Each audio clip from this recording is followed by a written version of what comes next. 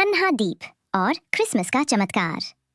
सर्दियों की एक ठंडी, बहुत ठंडी रात थी। आसमान से सफेद सफेद बर्फ के फाहे धीरे धीरे गिर रहे थे। पूरी बस्ती रंग बिरंगी रोशनी से चमक रही थी। हर तरफ मैरी क्रिसमस की आवाजें गूंज रही थीं।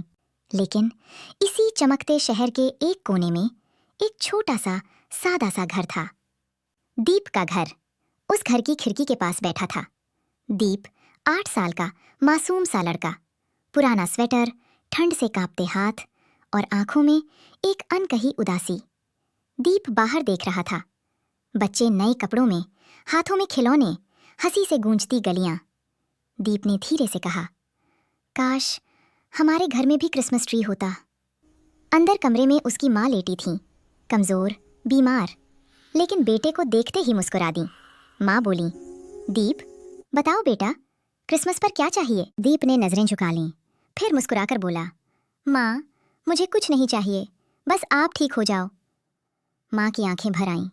उन्होंने दीप को सीने से लगा लिया। चर्च के बाहर रात गहरी हो चुकी थी। दीप चुपचाप घर से बाहर निकला।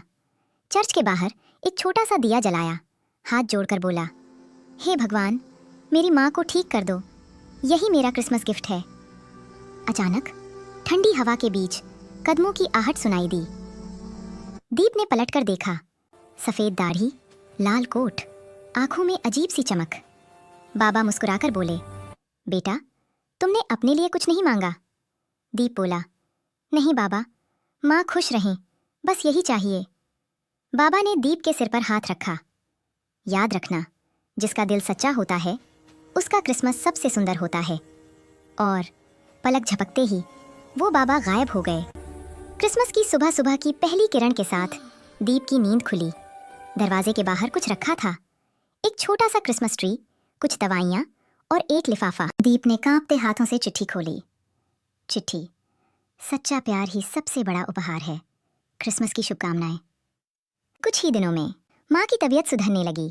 घर में फिर से हंसी लौट आई। दीप ने समझ लिया, क्रिसमस का मतलब उपहार नहीं, प्यार, दया और विश्वास है। और इस तरह नन्हे दीप ने सिखा दिया, जब दिल से दुआ निकले तो चमत्कार जरूर होता है। मेरी क्रिसमस। क्रिसमस हमें सिखाता है कि निस्वार्थ प्रेम ही सबसे बड़ा चमत्कार है। मेरी क्रिसमस।